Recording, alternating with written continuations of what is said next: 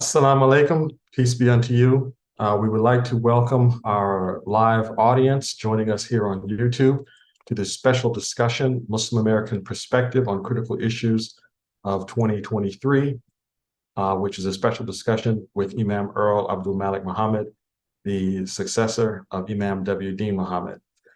In this special discussion, we'll be taking a look at critical issues of this past year and also a look forward to the coming year, 2024, perhaps a glimpse into concerns that we would like to address as Muslims here in America and citizens of the world as well. I am joined by a panel of co-hosts, one of which many of you who are watching will be familiar, Sister Farida Brown, who's joined me in the past before. Assalamu alaikum. Assalamu alaikum. Alaikum assalam. I'm also joined by two additional panelists, some of whom you may be familiar with, but this will be their first time joining me in a program such as this. Imam Hanif Abdul Wahid of Rochester, New York. Assalamu alaikum. Thank you for having me. Thank you for joining us. Sister Kenyatta Crenshaw. Assalamu alaikum as well. Thank you for having me too. And of course, Imam Earl Abdulmalik Mohammed, who is the representative and the successor of the late Imam W.D. Mohammed. Thank you, Brother Imam, for joining us. Thank you. So obviously there's a lot that we would like to get to and discuss. So I'll open the floor first to Kenyatta and the question that she would like to pose first. Thank you, Imam. So this first question, it's been all over the media, but I just wanted to take a different take on it and would like for you to address aspects of Christian and Muslim leadership. So this question is, why is it important for Christian and Muslim leaders, particularly those that are guiding our marginalized or underrepresented populations here in America? Why is it important for them to have an understanding of the evils of nationalism and oppression-based international conflict? Wow. I say wow because that's a big question. And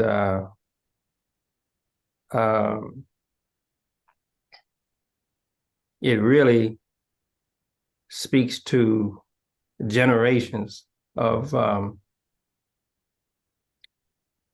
the interests of within the African American community, particularly in addressing the establishment of the African American people.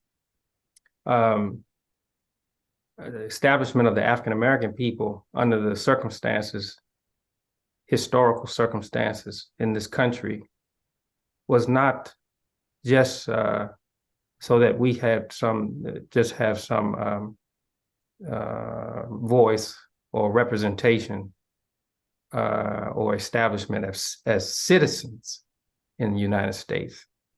But just like any other responsible people, that we would have voice for major and critical concerns that affect the life of human communities everywhere on this earth. The establishment of peoples is to establish their voice and their perspective and their value in the universal picture of man. And so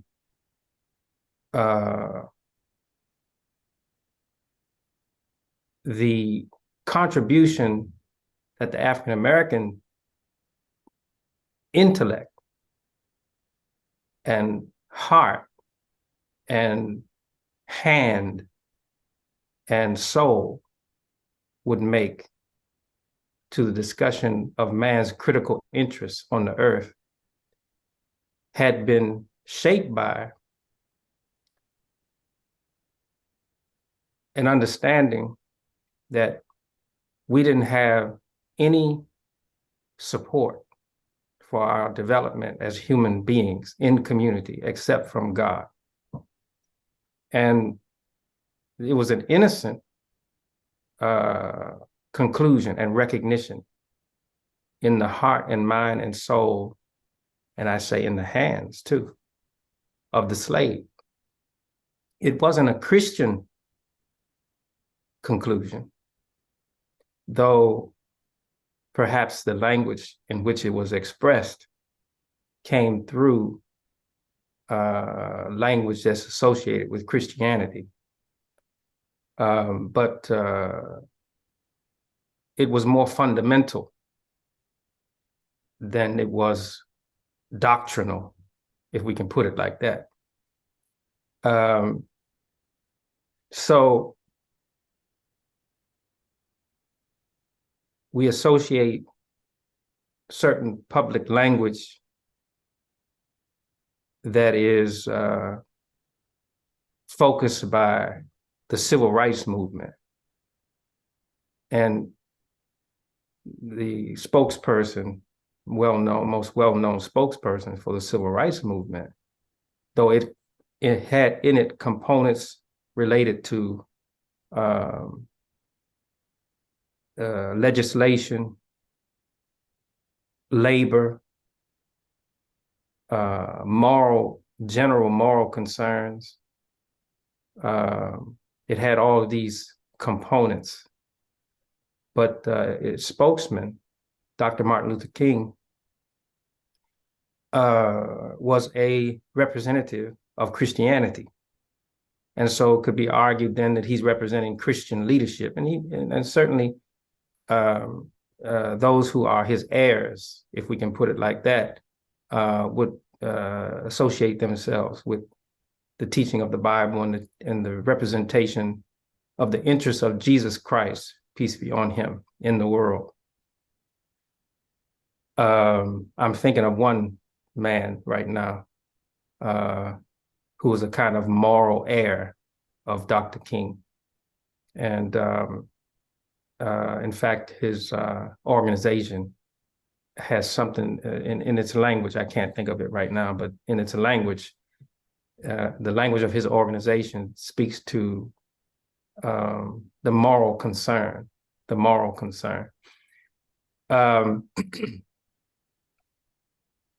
Honorable Elijah Muhammad and that which focused his attention and mind and what was produced from him also has as its most central concern introducing and speaking to critical matters in the world from the African-American spirit as shaped by Islamic discipline. And so we have these movements in the life of the African-American people that it could be argued, and I think it could be argued effectively by legitimate representation, that is the fulfillment of the prediction of Muhammad the Prophet, that you would see Muhammad himself, Muhammad and Christ associated with one another at a time, in a time. For what? For what purpose? The brotherhood of man, the fraternal spirit of human beings, and the commonality of human nature, human origin, and human destiny that must be spoken to in the context of what God intended for human creation. And there might be some very fine points of divergence between Muslims and Christians. issues of language and issues of mystery, as it is given in Christianity, that the language of Christianity in part is mystery. But it has been enemies to the direction for human life that God intends, that has created tension between Muslims and Christians. The matters where there is divergence or difference of opinion do not necessarily amount to disagreement if we understand these things properly. And certainly they don't amount to reason for Muslims and Christians not to cooperate to serve the life of man as an influence on leadership and also to provide leadership. The differences between Muslims and Christians are so minor that there is no reasonable or acceptable reason for us not to cooperate with one another for that interest.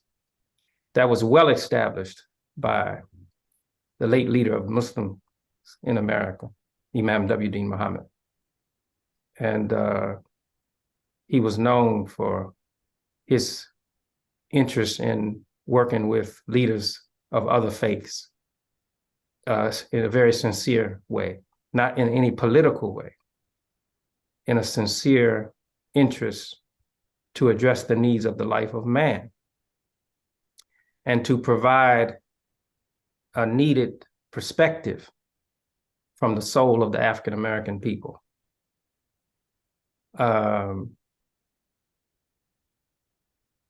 We're different, Muslims that is, we're different from the spirit of the Christian leadership. We're distinct. We have our emphasis. We have our special language. We have the support and the foundation of divine guidance, the Quran, and we have the example of Muhammad the Prophet. And it focuses us and creates in us sensitivities, which forms language as it has been expressed and that we follow as a tradition, and that we refer to it as a tradition of Imam W. Muhammad.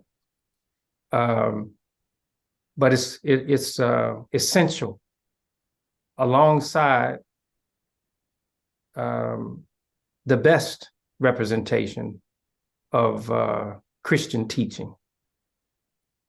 And I say the best representation.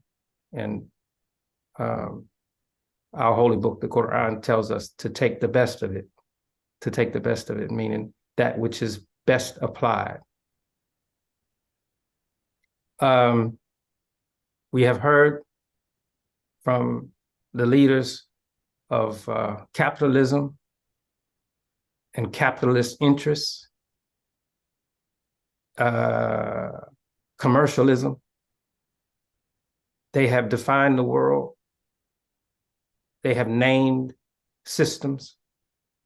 They are responsible for shaping the focus of understanding for the direction of human life. We have heard from them. Their influence is major in this time that we live in, the capitalists and the commercial interests.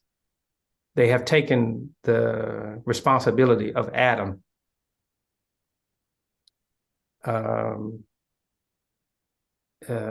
the measure in which they have influenced the world is an imbalance. And the moral interest must take its place in leadership. And that interest is expressed through Muslim, primarily Muslim and Christian sensitivities. I would include Jewish sensitivities too. And I am including them, but I don't know that they would include themselves as a body. They tend not to want to be seen in preaching morality in the world. They prefer to be seen practicing morality in the world. And they accept to support the demonstration and of preaching and the demonstration of morality, proper morality in the world through the other communities of faith. That's the traditional position of Jewish leadership. And when I mean Jewish, I mean Jewish moral leadership. So I don't want to include them necessarily. But in my mind, I'm seeing them in the same focus. And the responsibility is also theirs. So we would say Jewish, Christian, and Muslim leadership is the necessary moral voice to assist and support the direction for human life in society. And we're living in a critical moment now that requires this kind of understanding and cooperation. The Muslim perspective, to me,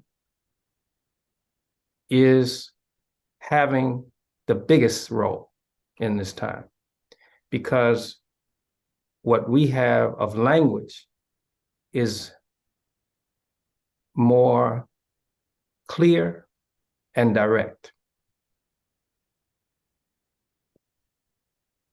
So coming from the tradition that I come from and that we come from,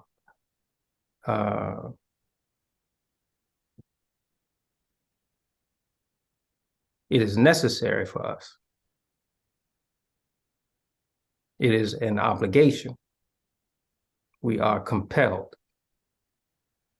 to speak to the critical interests and matters by way of leadership interests now.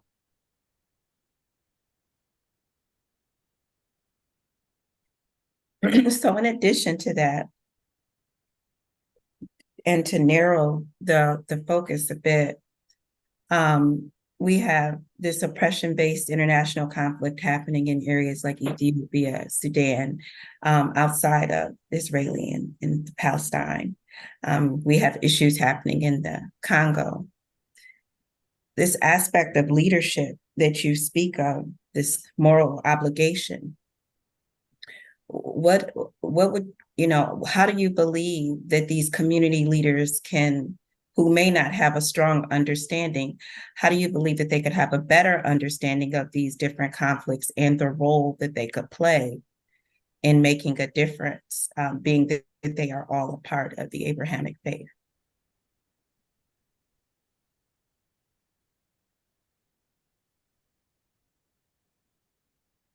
When we look at these issues in real terms, they're not that much different. We're talking about the marginalization of human life, essentially. That's what we're talking about. And no matter where we're looking, we can look at we can find the same concern in various degrees everywhere on this earth, on every continent, in every nation. We can see the crying out of human beings, human life, for the respect that God intended and association with the honor that God intended for it to have.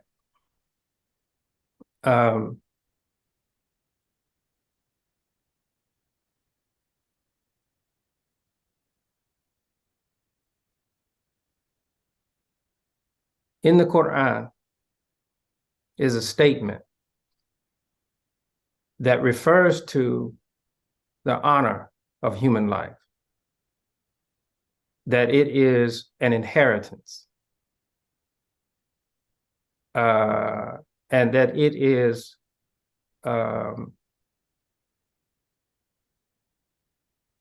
a foundation for all meaningful systems that support human progress. The statement in the Quran is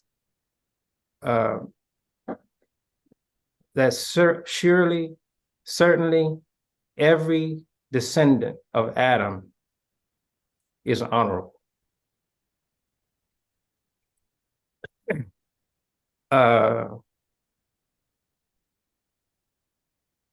Specifically, the language is every son, but it means descendant also. But the specific language is sons. No.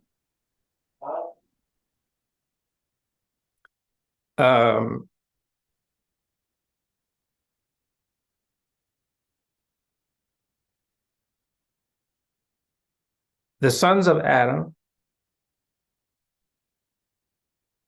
is a direct reference to the concern that the Bible presents of the conflict and the differences of the sons of Noah.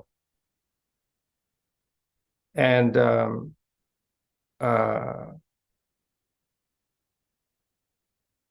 persons interested in understanding problems of race, and I'm thinking of one writer, scholar in the African-American community who wrote a book, and he rightly identifies this discussion of the sons of Noah as having a lot to do with, or the central matter in the race issue, race problems in the world, and also particularly in America. Another time we'll comment more on his book and on him, and how he came to his conclusions, etc. But nevertheless, it's well known that the language that describes the relationship between the sons of Noah, the language of the Bible that presents them as peoples and nations and their roles have influenced a reading of Scripture, an erroneous reading of Scripture to justify the oppression of certain racial groups. All right. I think that's well established now. Nevertheless, in spite of how the world has evolved and the troubles that have been caused for human communities because of that misreading of that story, the statement in the Quran that every child of Adam is honorable commits Muslims in particular to safeguard that principle in the way that we see all human communities. And we have language in the formation of American society that makes the same recognition, that focuses the same recognition.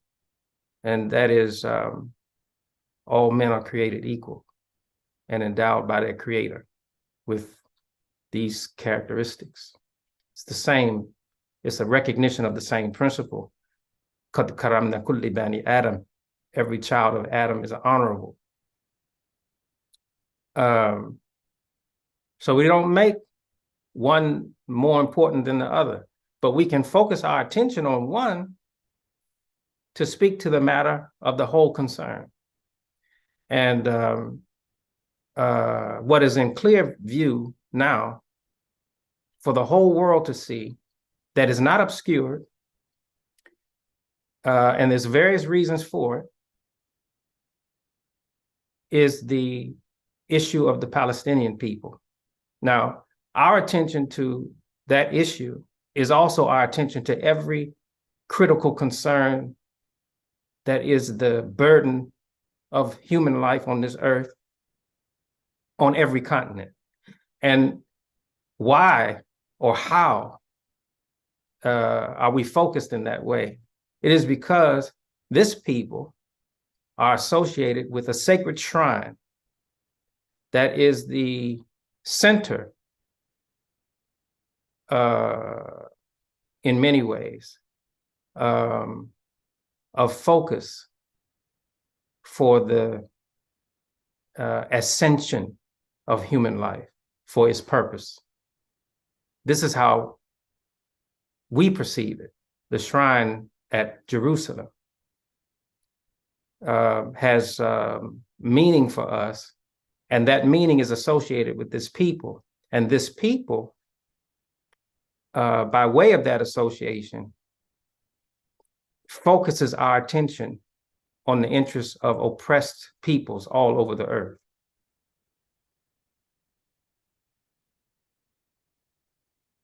So I've heard and been criticized. I have been criticized, and maybe others have been criticized for focusing attention on the issue of the Palestinians and not on what has happened or what is happening in other places on the earth, particularly in Africa.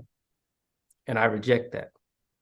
And I reject it based upon what I just said, that our attention on the Palestinian issue has to do with the connection of that people to a sacred shrine and center that is a discussion on the interest of moral teaching to address the dignity of man.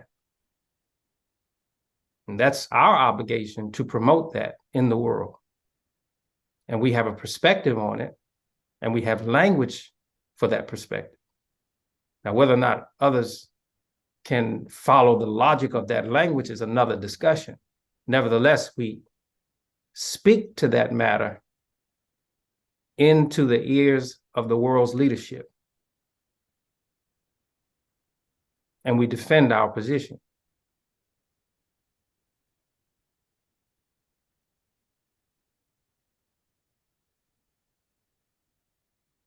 Thank you, Sister Kenyatta. Imam Abdul Wahid. Yes, assalamu alaikum, Imam. And I want to thank you for accepting to be in a format like this here today, where you can speak directly to the citizens of the world here.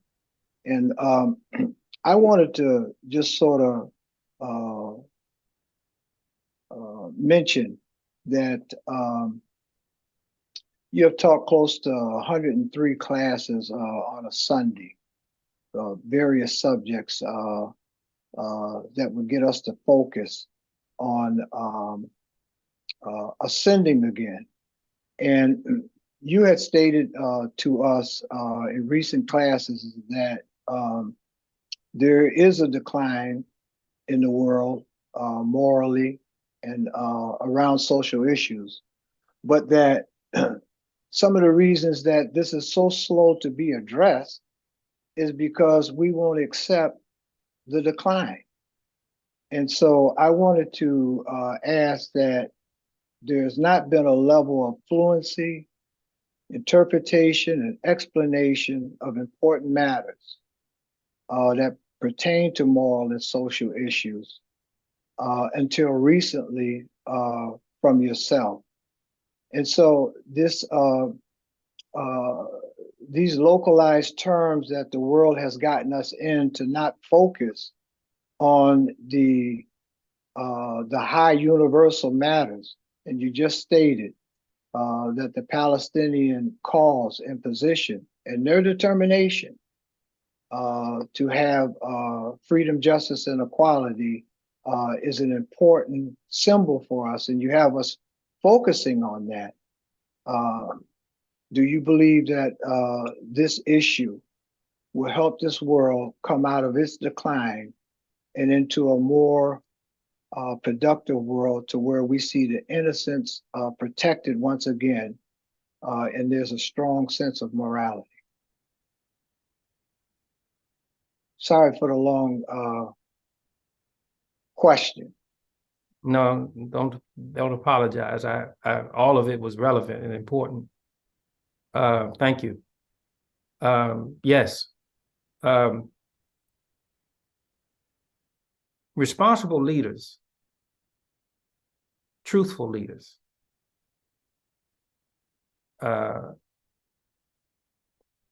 will speak to the strength of their people. And they will use wisdom to introduce important motivations, support for their spirit, to move them from the declining moments in time to a more productive life, more well-established life. They will be honest in their study of the prevailing circumstances and the true condition of their people. Now, in their use of wisdom, they won't use tactics to encourage their people, to enliven them, but they won't lie to them. They won't misrepresent their condition. Now, Honorable Elijah Muhammad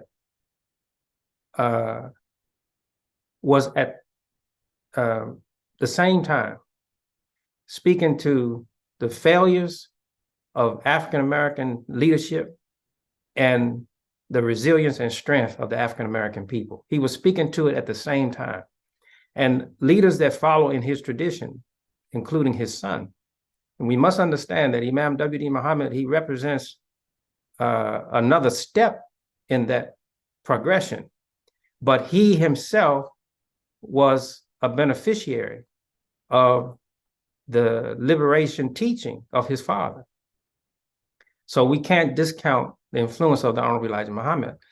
And the Honorable Elijah Muhammad was speaking to the condition of the people, the true condition of the people, the true condition of their mind, the true condition of their spirit, the true condition of their material reality, and what was necessary to bring them out of that.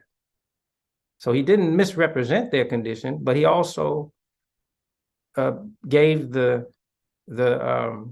understanding and reasoning for why they were in that condition. And he had language to appeal to them, unique language, which made him one of, I would say, well, I'll just put it like this, a master liberator. I want to say more than that, but let's just say that for now. So I can think of some examples in recent history of leaders of their people who are associated with an ethnic people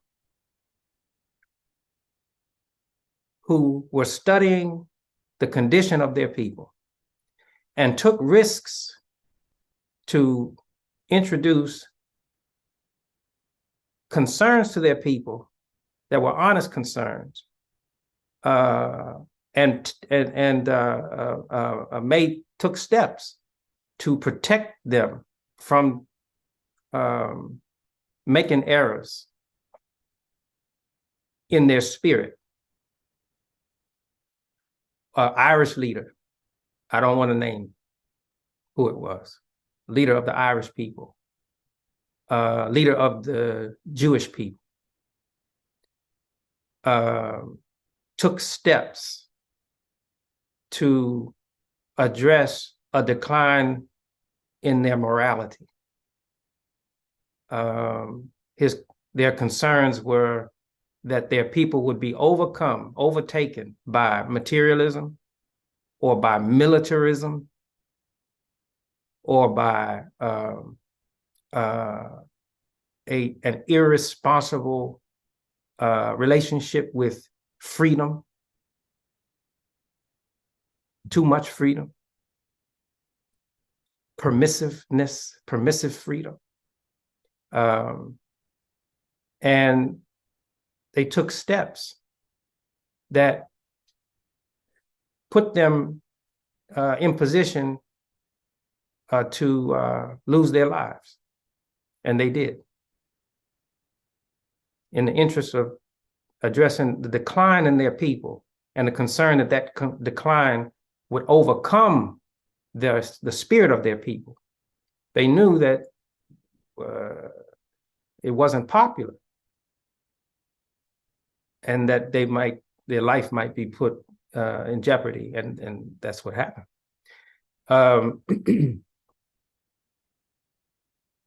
In Islam, in our ritual prayers, we have a reference to the decline of society. And the reference that we have is surrounded on all sides with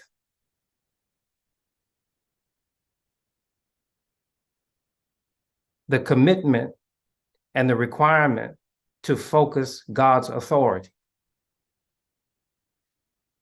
as a necessary principle to draw yourself out of the decline. So what does it mean? What does it mean when we say in our prayers, Subhana Rabbil Azim? This is the words that we say in the moment of decline. Glory to our Lord, the powerful.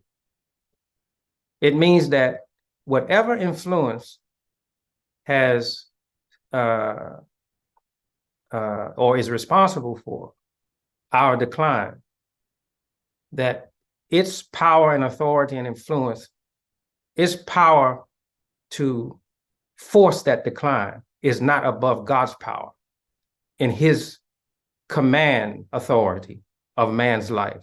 And if for every decline, the remedy is to focus God's interest in man, upon man, in his thinking. And that will be the situation to cause a rise from that decline. With whom does that responsibility lie? Well, where are we hearing this concern, or how does this concern come to our attention? It comes to our attention from the establishment of moral leadership, which is, for Muslims, the first and important leader, the most important leader and primary leader is the Imam. And in this regard, it is the Imam of the Imams, who is Muhammad, the Prophet. He's the Imam of the Imams. When we pray, even if we're praying by ourselves, alone, not in a congregation, it is understood that we are following Muhammad. We're following his tradition, we're following his example, we're following his emphasis. And he is the one inspired by the excellence of his own nature and also inspired by God's revelation that established these or established recognition of these movements in the life of man. And so he did not exclude attention on the reality that human life would find itself in decline and what would be necessary to bring yourself out of that decline. So we focus upon the power and authority of God in every important discipline. So if the problem is the distribution of wealth, what is the interest of God in the distribution of wealth? What is God's interest in the distribution of wealth? It is the purity of wealth. It is that it reaches all of the important needs so as to support the development of human life for all of its important possibilities. That's the interest of wealth. And so we have to free wealth for that purpose. Above the interest of the individual to become wealthy. That's not to say that the individual shouldn't be encouraged to become wealthy, but the Islamic perspective, especially in the moment of decline, is that there is a purification and a check on that wealth. That means that you can't take all of the wealth out of the society just to benefit yourself. You have to invest in the society for the purpose of its progress. And that becomes an obligation on you. This is of the conscious person under the authority of God. So God says in the Quran, as a check, as an influence, وَابْتَغِ فِي مَا أَتَاكَ اللَّهُ دَارُ الْآخِرَةِ وَلَا تَنْسَ نَصِيبَكَ مِنَ الدُّنْيَا. And seek with what you have been given the destiny.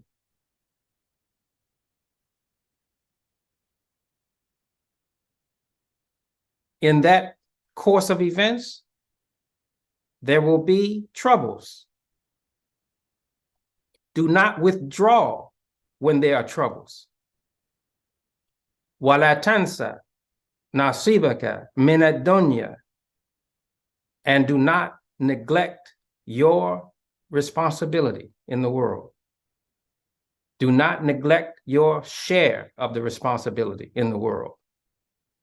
This is an appeal to the interest of the acquisition of wealth and the role of that, the power and authority that's associated with the acquisition of wealth. This is specific teaching on that particular matter.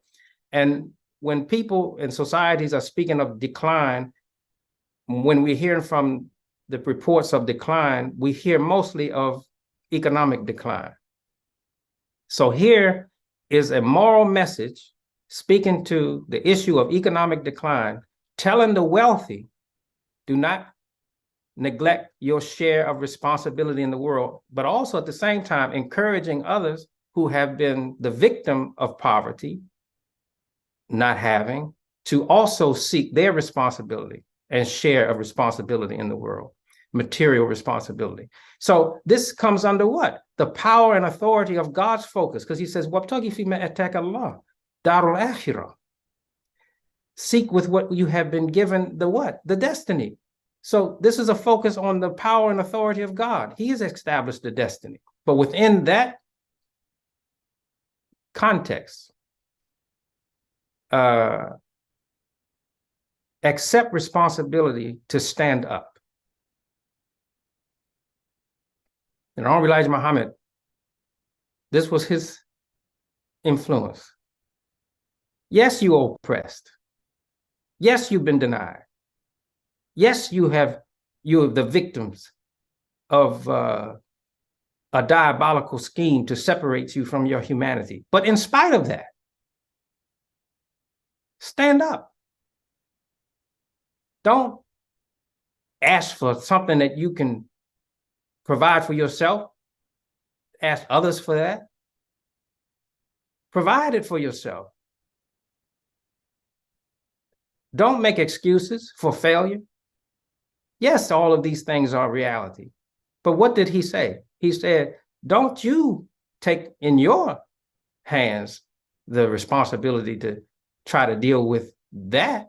God will deal with that. Put yourself in the relationship with God and his authority and his command and what he has as an intent for you to stand you up in spite of these schemes.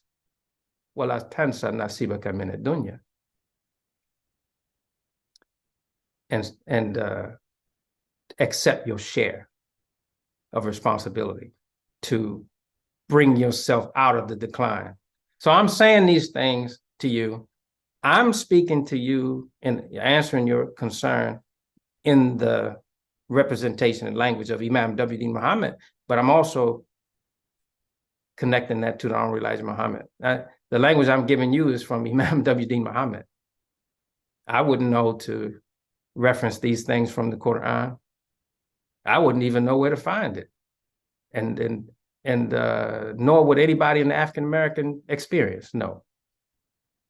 I doubt very seriously, under the conditions of the world as they are now, even necessarily those associated with Muslim world leadership know where to put their focus.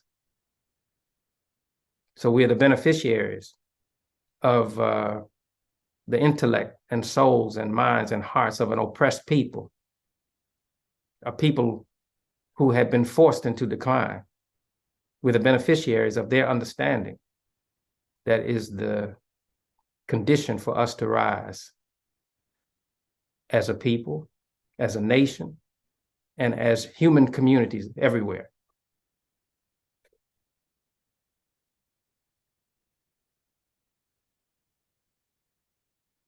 Thank you, Imam Wahid. Sister Farda. Assalamu alaikum, peace be upon you again, Imam and audience. So 2023 was a watershed, a turning point, if you will, in the sense that our nation seems to have finally awakened to the pernicious anti-human ideology that's wending its way through the academy, the economy, and the popular culture straight to the sacred innocence that's embodied in our children. And across the nation, from Maryland to Michigan, from Iowa to California, there's been a groundswell of moral concern that has risen, especially among parents, that protests and addresses policies and curriculum that confuse and attack basic understanding of human sexuality and human identity in the public school system. And so I wanted to know, how can Muslim Americans provide clear leadership that speaks to, as you said earlier, the strength of Americans, while also providing a clear picture of our moral decline so that we can make progress for all of us and secure the interest of innocence? Yes, thank you very much. You know, we don't want to oversimplify these things. The scholarly attention of disciplined, moral human souls are necessary. We need to study carefully how we arrived at this position.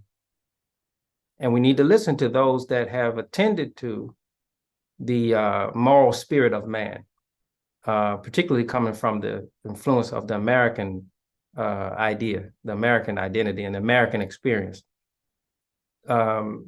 American people, they need to pay close attention to our philosophers and study what they have said, study what they have predicted would happen in the life of America.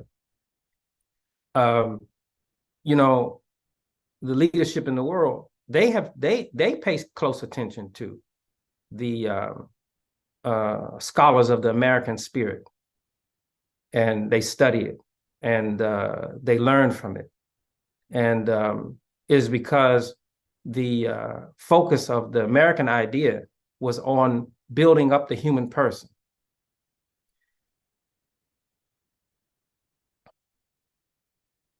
I saw a documentary recently, and it was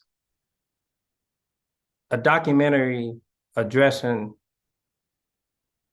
the establishment of America.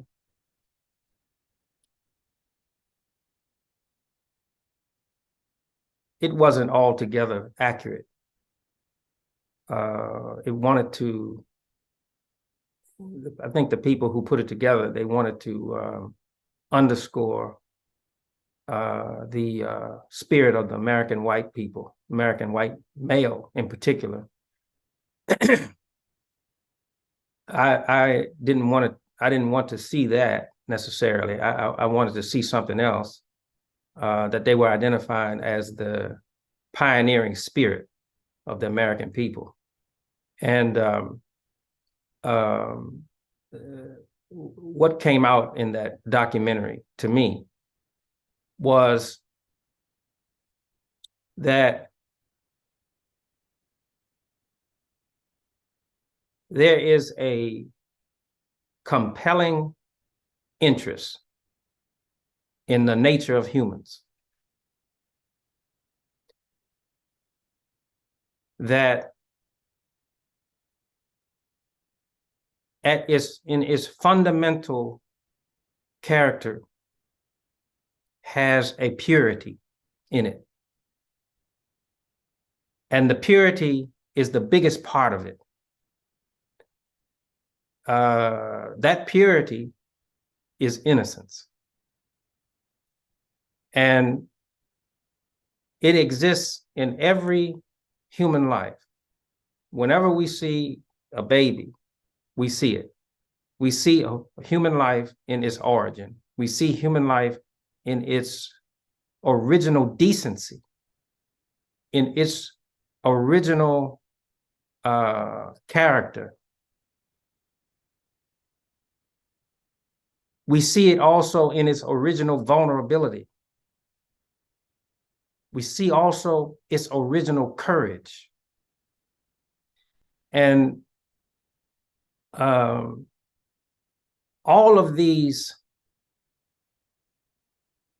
characteristics are necessary as a focus for its spirit to progress. So the baby, the new baby, is a pioneer, a courageous pioneer. It doesn't know the ground ahead of it. You know, it takes steps and stands upon faith.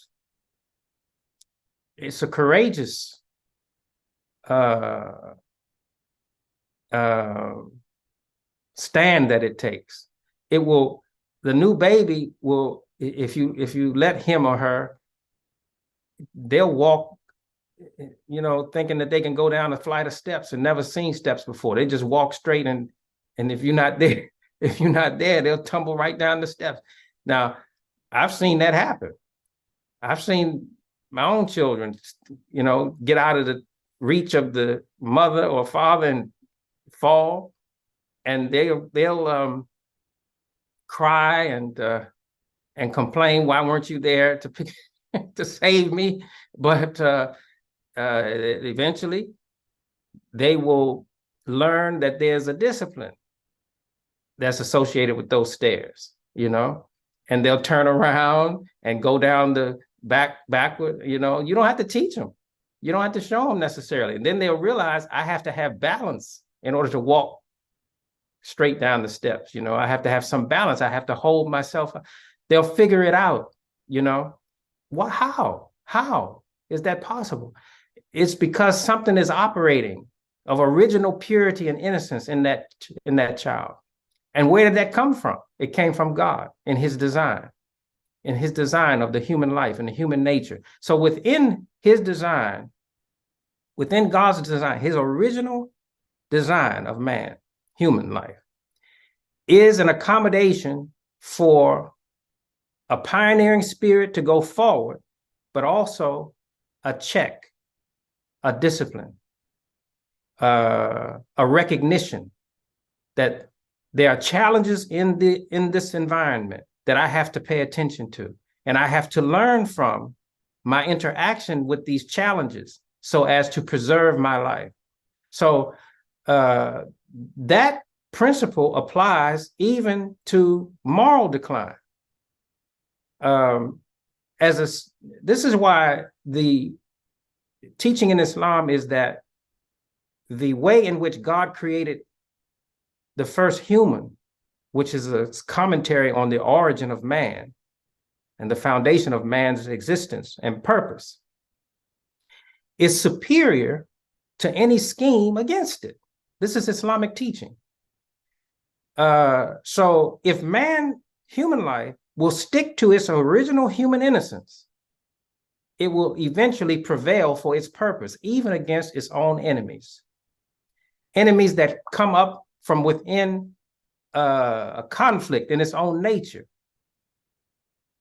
So this is part of that documentary of the pioneering spirit of the American people, that the idea was that no matter what the frontier offered as a challenge, the American spirit would overcome that. It's not the American spirit. It's not the American spirit, it's the human spirit, it's the human innocence, it's the human life. Within that original human innocence is all of this capacity. So it is incumbent upon all of us that are conscious of this to protect the human innocence, to speak to the human innocence. Wherever we see an assault on the dignity of children, this is a focus of, or this is the discussion of the scheme against innocence. Doesn't matter where you see it. Doesn't matter in what form you see it. Abortion rights, for example, the discussion of abortion rights. What are we talking about? We're talking about the dignity of women, the dignity of the female intellect. Yeah, we're talking about that. We're talking about the ability of women to determine what is in their best interest in the current moral state of society. That's a part of that discussion. What they call productive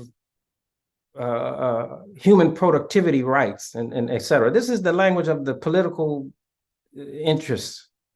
But essentially, what are we talking about? We're talking about respect for the role of female in protecting and advancing the innocent human life.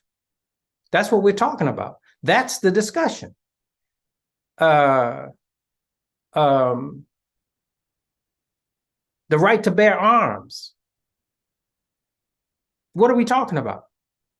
We're talking about being able to own a gun? No, that's not what we're talking. Fundamentally, what we're talking about is the protection of the sanctity of human life. The protection of the sanctity of human innocence. This is the fundamental discussion. Islam wants to focus the dignity of human innocence and say that this is the edifice upon which all principles evolve. This is the edifice upon which every necessary system to govern human life in society emerges. So if you have a special perspective on the innocence of life, on the innocence of human life, and it has elevated to the point that you feel the obligation to sustain it, to protect it, to advance it, you have an obligation to speak the words of that philosophy for the benefit of all human beings. no matter what perspective you have, or no matter what particular area of contribution, that should be your focus. That should be in the main concern of your spirit and mind, that you're thinking of what is necessary to respect and to advance this life. What do we have to put in place? So, from the educational standpoint, what is the philosophy of education? That God has put this innocent human life within an environment, and that environment speaks messages, speaks truths that are what? Intended to do what? To advance that innocence, to serve that innocence. And so the relationship between the human intellect and the material world, that's the foundation of the philosophy of education. That God has created everything to serve man. Everything he has created to serve human life, to serve human innocence, to serve human nobility. Everything is supposed to feed your mind and your intellect. So you're not supposed to be separated from any of it. The classroom is supposed to be the natural world. That's the real classroom. And everything that exists as a movement in the natural world, God intended to serve man. Not any man, the Khalifa. There are a lot that has developed in the descendants of Adam. But God created Adam as Khalifa, ruler, trustee. One trusted to exist as an expression of God's purpose and to guarantee respect for that purpose in that creation by way of all of what is necessary to build and establish society. So the principles of justice come out of human life. Come out of how? How? It comes out of human life in interaction with the material environment.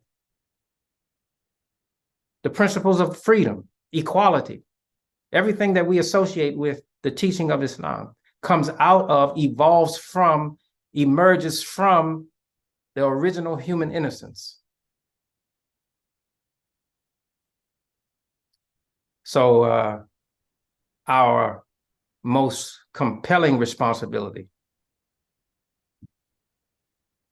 our most sacred responsibility, is the attention that we give to be as resilient and formidable in our protection of human innocence. We should have in our spirit such a love for that innocence that when Hollywood makes a film that attacks it, we can't even pay attention, we can't even look at it. It should be a part of our spirit to be offended by anything that appears by way of what is called art, or manifests in the political language of a society, or in the recalcitrant attitude of defiant teenagers. It could be as broad as that range, but at every expression of something that appears to be an assault on innocence, we have to defend it and show where this is a violation of the human spirit in the way that God intended the human spirit to be directed.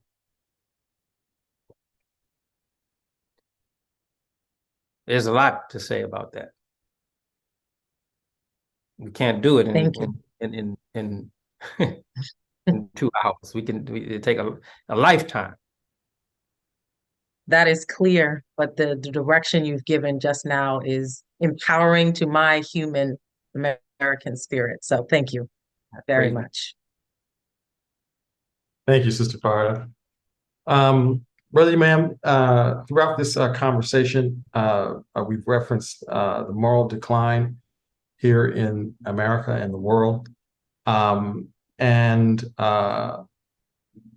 protection of human innocence. When we look at that effort, the urge to defend human innocence in the world, and to guard against systems of oppression, we can also see evidence of moral decline amongst those who position themselves or present themselves as workers for that cause and for that concern. How can we understand? How should we understand and combat the moral decline amongst those who are recognized and present themselves as moral leaders, and those that guard against oppression? We can look at the situation with the Palestinians. We know that their circumstances violate the nature of their circumstance or a violation of human decency. And at the same time, those that claim to be fighting on their behalf, or some that are claiming to be fighting for their cause, engage in some of the most morally reprehensible behavior to that end. Also, here in the United States, we're no strangers to the media coverage surrounding situations of police brutality. But even in the investigation and the addressing of those issues, we see manipulation of the sentiments of African Americans and those who are sensitive to these issues for some type of political gain. So how do we understand the sources of and address the moral decline in those that are leading these moral issues, and at the same time address the issue itself? Yes. Islam is a religion of perfect morality.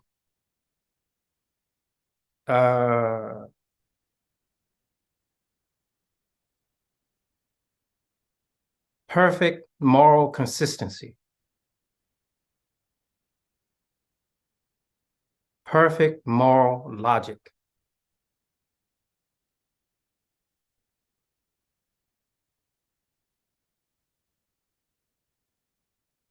The Quran, it says,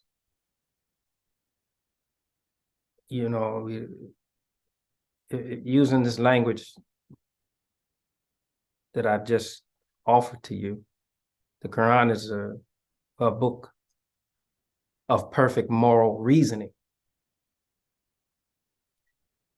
It says, stand out for justice, even if it be against yourself. What does that mean? Against yourself means that something has influenced you. Something has influenced you, your nature, that causes you to stand aside from or outside of the principle of justice that governs your human life, that has evolved from your original creation. You have come to a logic or reasoning that aborts the morality. Stand for justice even against yourself. What else does Allah says in the Quran about justice?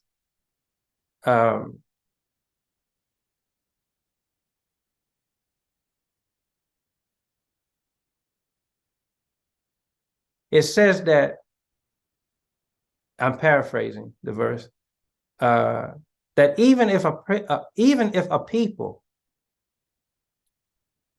show you hatred, you still uphold the rule of justice, meaning truthfulness. with regard to their situation and yours. And that this display of discipline is similar or the same as regardfulness of God.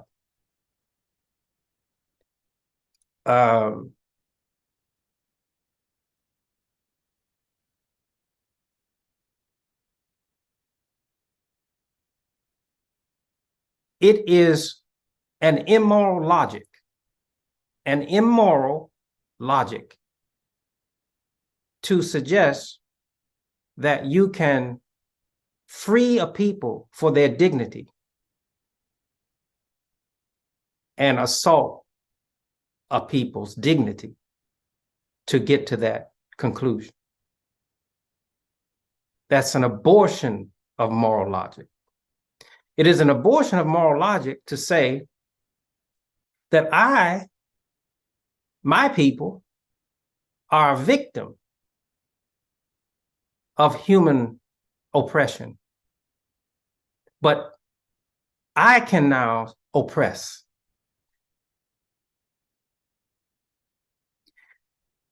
It is a violation. It is a contradiction of moral logic to say that my people were targeted for removal from the earth.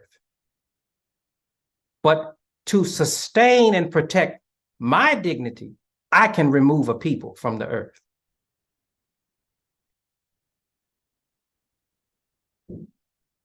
It is a violation of moral decency and the direction of perfect moral logic to say that I am oppressed.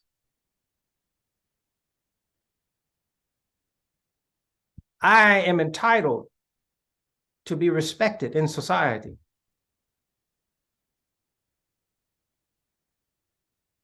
I'm calling out for recognition of my dignity. But I can justify betraying my own dignity by undermining my productive spirit, drinking alcohol excessively, taking illicit drugs, to excuse myself ultimately from the responsibility to carry my dignity forward. That's a violation of moral logic. But it's not just the logic. It's the moral argument that pays tribute to your decency as a human creation. You know inherently when something is cheating your dignity, cheating your argument for respect. You know inherently, you know naturally. A child, a baby, knows shame. A baby.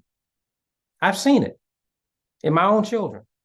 I've seen a child that has no awareness, no formal awareness of correct, right behavior. No formal awareness, hasn't been taught that child.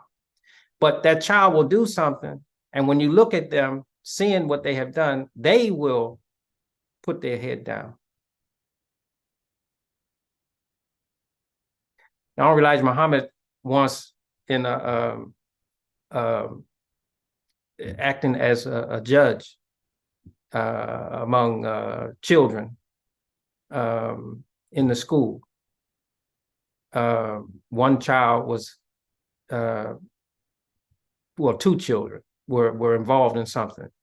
And our Elijah Muhammad's position was, did they do it in the light or in the dark? And it was told they did it in the dark. And he said they're both guilty.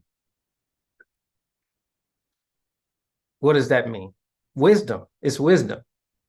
Our human life, we want acknowledgement and recognition for our good. And when we do something that's not good, we hide it.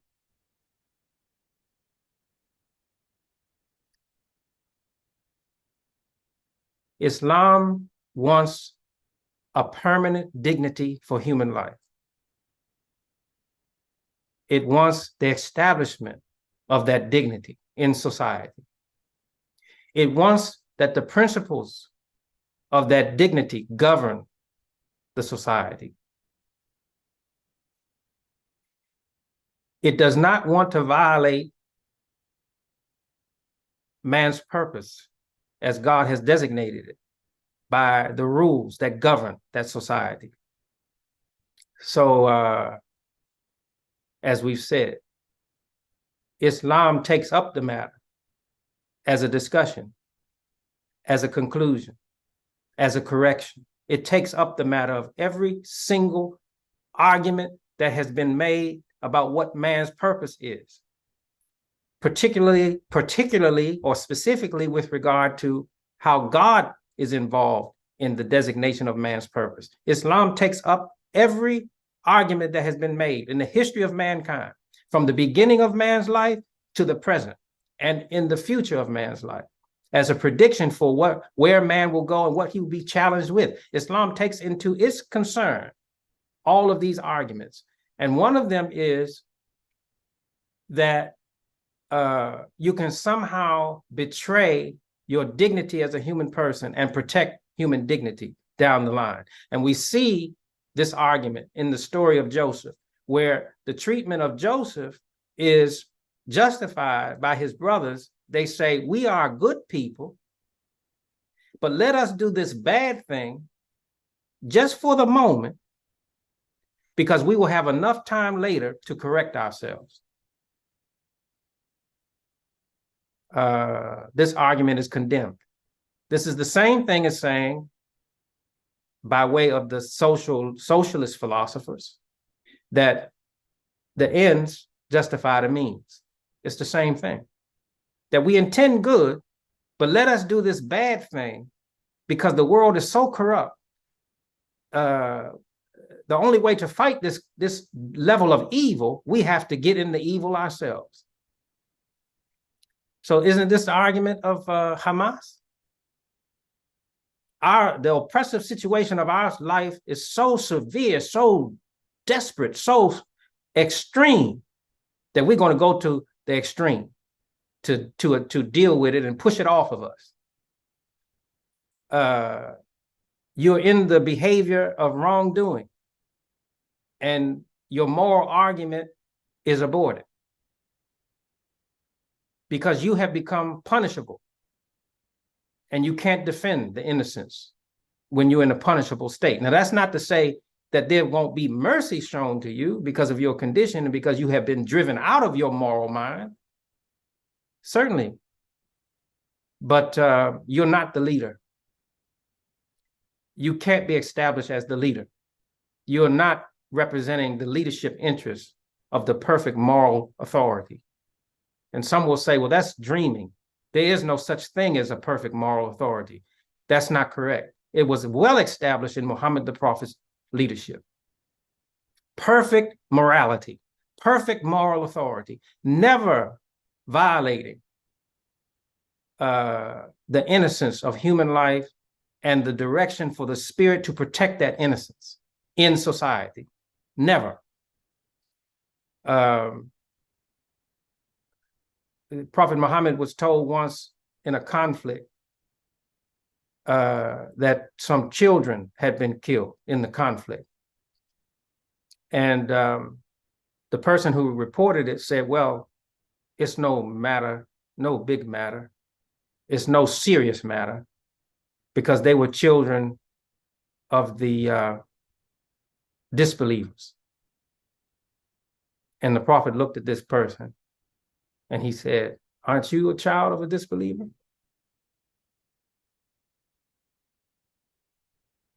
His spirit, his interests was to focus human life for its purpose and to put in place reasoning, attitude, spirit, decision-making, objectives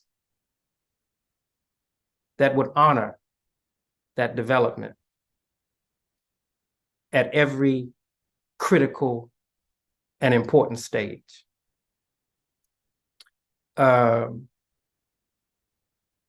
Islam permits us to eat of the food of the Christians. It permits us to eat of the food of the people of the book. Any who have asked for the permission of God upon it, we're permitted.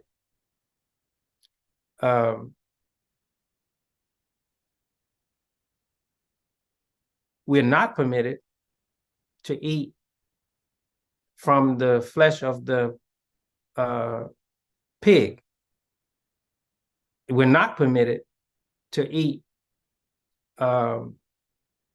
carrion or something that has been killed by a blow. Carrion meaning dead flesh. We're not to eat from that. We're not to eat from something that was killed and not for the purpose of slaughter for consumption. We're not to eat from that. This is all a discussion on moral logic. What is permissible for us? What is acceptable for us in terms of what feeds our life for its progress? Why can't we eat from the pig? Well, it's because there's behavior in that animal that God created. There's attitude in that animal that God created that is not speaking to the dignity of our human existence, not speaking to the direction for our human life. We're not to borrow, eat from, consume corruption. That's the reason. This is obedience to God. The pig consumes corruption. The moral logic, the moral reasoning of Islam is that that which is good produces good. Our interest should be good. Our intent should be good. Our behavior should be good.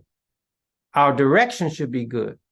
If we fall short, we ask God's forgiveness, but we never intend to do bad. We don't accept in our reasoning to do wrong. We push the evil away. So Prophet Muhammad, when he said Allahu Akbar, it was reported that when he would put his hands to begin the prayer, he's beginning with the recognition that there's nothing that I have in my approach and my recognition that I should obey God, turn to God, nothing except my original innocence. And as a condition for my progress with that innocence, I must what?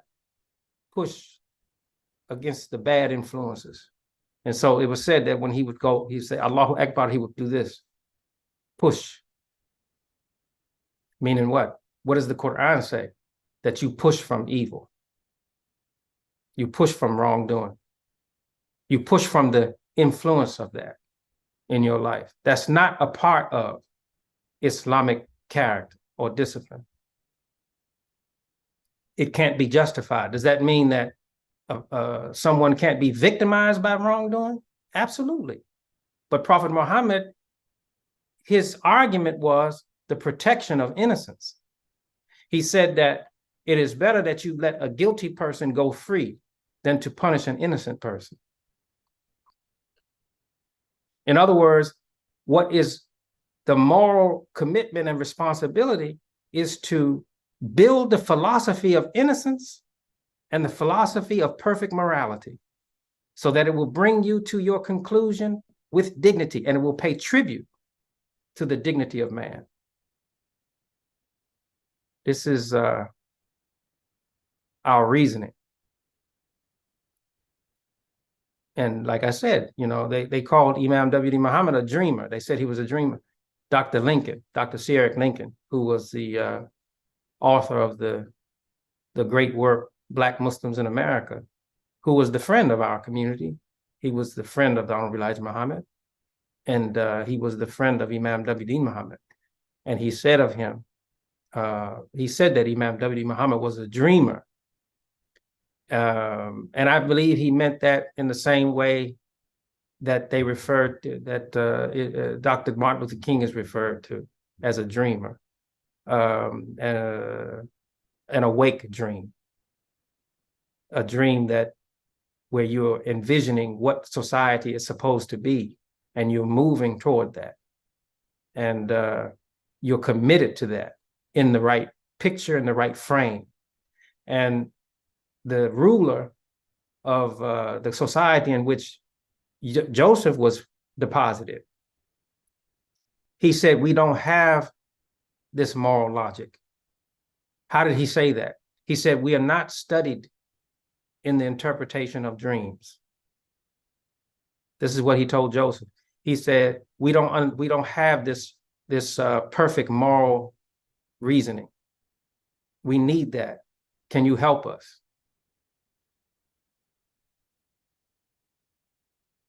And God said what of him? That he taught him the interpretation of events. And he gave him the answer, the interpretation of the dream. What is that? What is he taught? What is it talking about? That he was given the perfect moral reasoning to get from the situation of critical existence, threatening or existential troubles, to that which preserved man's human life and its dignity as God intended, and place their feet firm in establishment.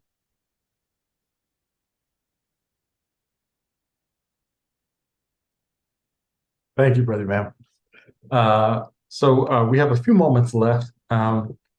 Just quickly, I know we have quite a few people watching us in the live stream, and if you looking at some of our attire, you can see that we're wearing identical pins.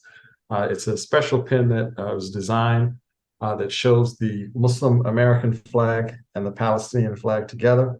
They are for sale at El Amin Priority Distributors by Imam Terenzo El Amin.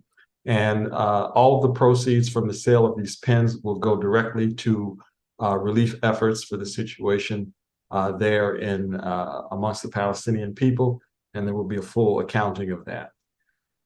We do have some couple of follow-up questions, Brother Imam, in these last few moments. Sister Farida. Yes, you spoke very eloquently to many of the major issues that confronted both our community, Americans, and the world. And I'd like to know, as we close out this year in the Gregorian calendar, as we approach the month of Ramadan on the Islamic calendar in just a few months, and we look inward for motivation, I'm wondering if you have any words of guidance to paint, you know, as you stated, this picture that C. Eric Lincoln had of our leader, Imam Warithuddin Muhammad, as an awake dreamer, that he envisioned a society. I wonder if you would be able to share with our young people, you know, teenagers, children, young adults in their early 20s, if you could paint for them just a brief picture of that society that we're envisioning, because we're coming out of a year where they're seeing so many assaults on the innocence and the integrity and the dignity of humankind. And a lot of times they're looking for direction. I want to raise my voice. I want to speak out. I want to be in an activist in the movement for justice. But what is it that I'm actually looking for? So if you just would take a few moments to address that for our young people in particular, and then any pathways we might look to be providing for them, I'd appreciate that. Thank you so much. Thank you. Thank you. So let me give a statement from our holy book, from the Quran, and give support to that statement from the teaching of Muhammad the Prophet. Allah says, God says in the Quran that He has created us all from a single male, or from a male and from a female, and that He has positioned us, or placed us, established us into these entities, nations and tribes. That's the language in the Quran as it's translated. And then it says, it gives a reason for it. It says,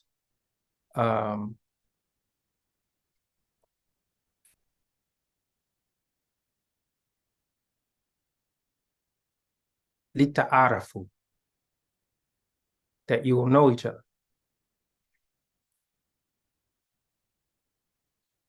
This knowing each other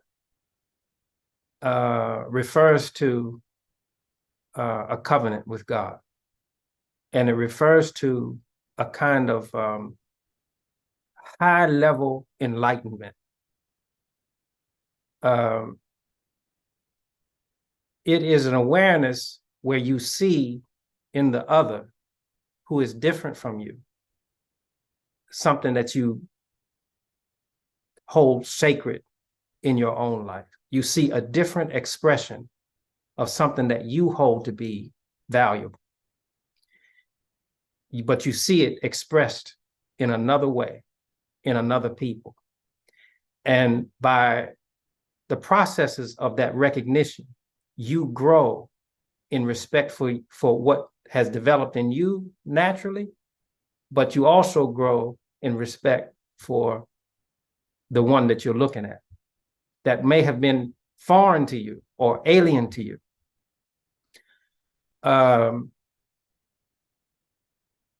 Then the verse goes on to say that the best in this experience are those that are most regardful of God. So what this is saying is that this variety, this diversity has something to do with God's plan. So if we can make that connection, then we have to make an accommodation for this variety in our picture or in our dream of society. We have to make an accommodation for this variety. We have to make an accommodation for what is responsible for bringing about this variety. So in other words, our recognition of one another must include that we are not all seeing the problem the same way, that we may have different viewpoints, and those viewpoints are expressed through the varieties in culture and all important essential disciplines that govern society. If the objective is stability and pay tribute to the dignity of the human person, then it's acceptable. And we have to make an accommodation for it. And higher even than that, that's one level of principle, but higher even than that is that it satisfy what we know to be commonly God's plan for man. We have to be people that promote respect for God in society. We have to be known for the promotion of respect for God in society. Not necessarily meaning that we're promoting ritual practices in our religious discipline.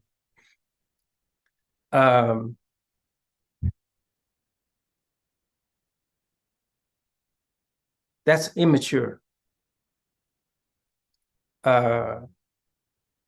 and it is unworthy.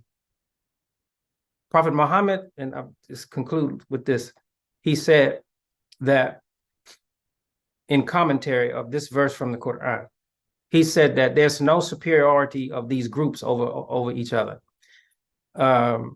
Black over white, white over black, Arab over non-Arab, non-Arab over Arab. Now, this is very important. I'm going to take a minute to explain this, all right? I saw recently a commentary of who appeared to be an Arab from North Africa. And he was making commentary on the misappropriation of the history of the Moors in Spain to be representation of an ancient dignity of African-American people. He was arguing against that. He was saying that the African-American people have no legitimate connection to the Moors because they reject Arabic culture or Arab culture, and they reject Islam. This was his argument. I thought that was very interesting. And I also thought there was some truth in it. His motivation, I think, was to identify the superiority of Arab culture, and that Africans, Black Africans, so to speak, had no claim to that. That was part of his racist argument. But in his discussion, he pointed out some facts, some truth. There's some truth in what he was saying, and the truth of it is that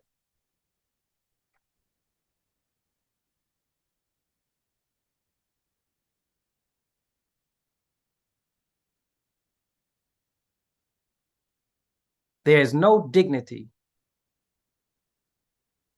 in the lies that have been told on, there's no dignity in the African-American argument on the lies that they have told, that is African-Americans have told, of the excellence of Black people on the continent of Africa without paying recognition to the role of Islam. This discussion is similar to Prophet Muhammad's discussion and teaching on the verse from the Quran, that there's no superiority of this group over that group, no superiority specifically Black over white, white over Black, Arab over non-Arab, or non-Arab over Arab, that the only distinction is taqwa. The only distinction is how you measure up according to the way in which God created you and for what purpose God created you. And to be honest in that discussion and to come to the accurate conclusion and obey the discipline of that conclusion, to obey the requirements of that conclusion. In the African-American intellectual movement, to identify with Africa and to suggest that Black people are the superior, without paying tribute to the role that Islam played as an influence on the African intellect to bring them into a position of authority in the world, is to betray the moral argument. And it is to weaken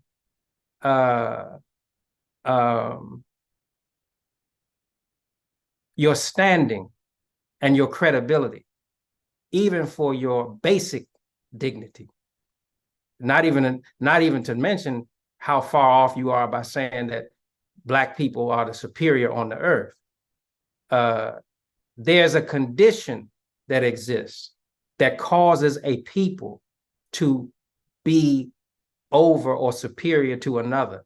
And Prophet Muhammad made that clear, and that verse from the Quran makes it clear that the condition, the situation is to regard God properly. That is what makes you superior. So as a vision for human society, where all of us have a role of responsibility, we have to focus and insist upon respect for human life as God intended human life to be, take our role in making a contribution to the excellence of that life and making a provision, building in ourselves an acceptance that all other people have a role in that discussion and have a responsibility in that discussion, and to share the authority. That's the picture. If we move in our direction with our spirit, make our contribution, and within that contribution, identify certain disciplines and characteristics and principles, that this is what governs us. This is what provides for our interests, provides for our insights, provides for our progress, provides for our establishment. And we hold this up to be the standards of our life, the high standards. This is araf. Araf. Lita'arafu, to know one another, is also a commentary on ma'aruf, the highest principles of human excellence. These are our standards. And we recognize that all human life has a capacity to support these standards and to establish themselves with the direction of these standards. And so we welcome their commentary and their position and their commitment and their expression of those standards. That's the moral picture that Islam has for the just society. The society where we are paying recognition to one another based upon these high standards of excellence and our commonality as human life, and based upon our recognition of God as the authority over us, our creator, our Rabb, our Rabb. Rabb means Lord, but Lord not in the picture of the House of Lords and House of Commons, or landlord or something. No, Lord in the Islamic picture is a reference to the care of a parent, a loving care of a parent for a child, without suggesting that human life is divine. That's a Rabb in the Islamic picture. So our vision of society pays tribute to our inherent excellence and the high standards of moral principle that should govern our life. We recognize this in each other, but above that is our recognition of God and his authority, and his care and his love, and in his mercy for human life, to bring human life, to evolve human life to that state.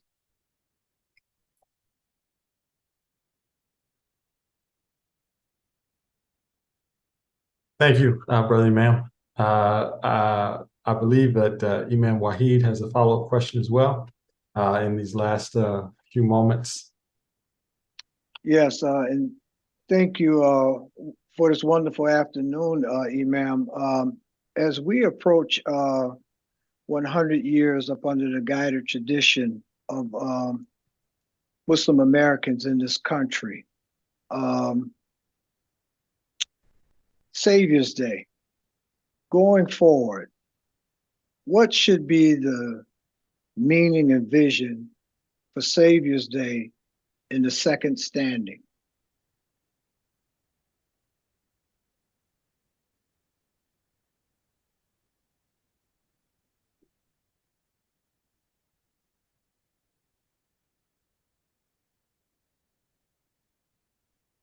Same as in in most ways, in most essential ways, the same as it was in the first standing. Save yourselves and your family. And, you know, our family is man. Humans, that's our family. Ourselves is our group.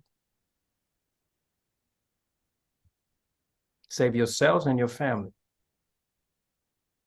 From what? From the fire, from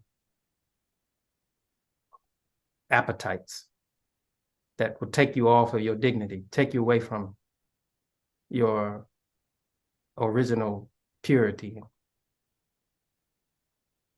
The second standing is a reaffirmation of the original standing. That we have it internally and we have it externally.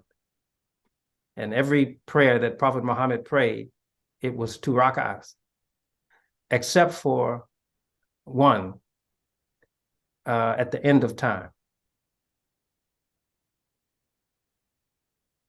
At the end of time, it's all done. You had your opportunity to bring it into establishment. It's all done. Judgment.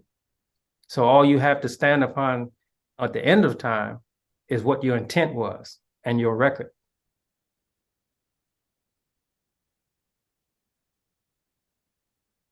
So let us, in our time of standing, let us bring into the world these influences.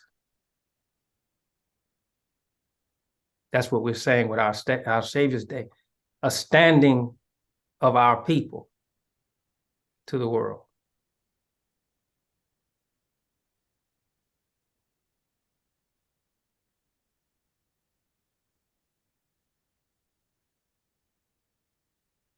Thank you, Brother Imam, for that. Again, I would like to thank all of our panelists today, my co-panelists, Imam Hanif Abdul Wahid, Sister Farida, Sister Kenyatta Crenshaw, and of course you, our listening audience, for being with us today.